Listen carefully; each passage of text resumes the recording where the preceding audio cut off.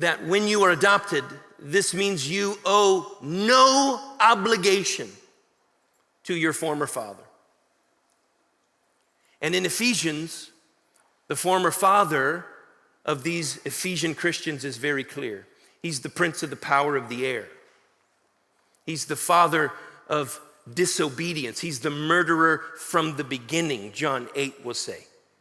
Previously, they were sons of disobedience and sons of wrath because their father, the devil, was in charge. But when God adopted him by faith in Jesus, it means that they owe no responsibility, no obligation at all to their previous father. And you need to understand that, believer. You owe nothing to your previous master because God has set you free. That's why when you read Exodus, it should stab you in the heart when these people who were slaves for 430 years start mumbling to Moses and go, we had it better back there in Egypt where our pot was full, and out here we don't have any meat or water or anything. It should stab you in the heart because they are choosing a slave master over the Creator Father. And how often do we do that?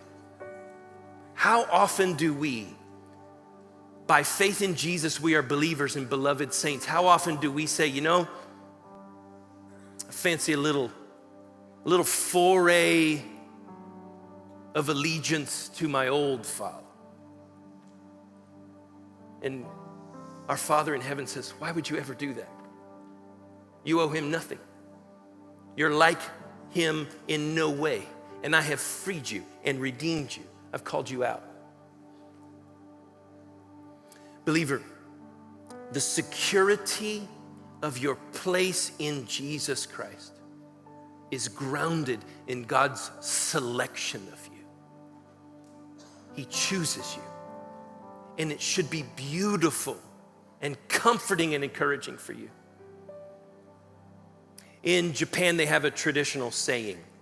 I'll give you a second to think how you would answer this. But in Japan, the ancient traditional saying says and identifies the 4 most dreadful things in life. Can you imagine what they would be? In a very different culture than perhaps an American West, Japan, traditional saying, the 4 most dreadful things in life. You ready? Fires, earthquakes, thunderbolts, fathers. Because in a heavily legalistic patriarchal society, the father is typically, in those perhaps ancient times, cruel, harsh, detached.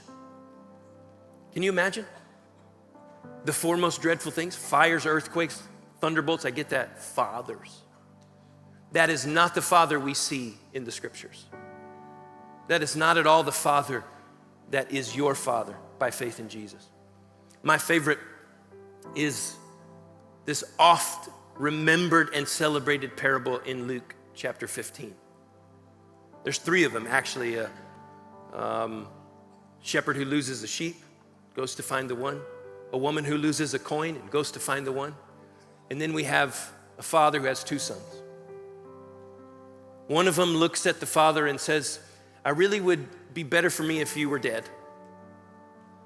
Because that's how he gets the inheritance. He says, I want my inheritance now, which means I wish you were dead, in between the lines.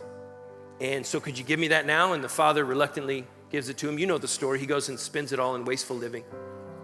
And then when he, a Jew in the story, is thinking about eating the slop of a pig. Remember, that's like the most unclean animal, right? I mean, Jews can't eat a bacon cheeseburger. I don't understand bacon wrapped shrimp, all the beauty of bacon. And so he, a Jew, longs to eat the slop that the pig. So this is as low as it possibly gets. And then he remembers, right? Even the servants in my father's house, they eat better than this. I can go back and you can see him. Can you see it in your mind? He's rehearsing. He's covered in filth. Can you imagine? Covered in filth. And he starts to rehearse his speech. This is what I'll say. I don't know how long it took him to get back in the parable, but it wasn't a quick trip because he's in Gentile country and he's a Jew and his family's Jews. He's walking by. I'll rehearse it. Father, I'm not worthy, no longer worthy to be called your son. So just treat me as a slave and that'll be enough for me. I just want a safe place to lay my head. I just want a couple of square meals a day. Just that'll be fine. And he's rehearsing. And then, because I grew up in South Texas, this is the way I see it, a little two-rutted road down to the end of a gate. And when the son enters that gate, Father sees him and goes to him. And he gets into his speech, Father, I'm not worthy to call to your son. And the father cuts him off, right? Covers his shame and the filth of him with a robe, which means that's covered. Puts a ring on his finger, which means you're back in the family as a son. Puts sandals on his feet, which identified him as a member of the family and not a slave. And he says it's time to party. But my favorite part is hidden between the lines. And that is this, that the father is leaning on the post of this front porch, cup of coffee in his hand, like he does every day.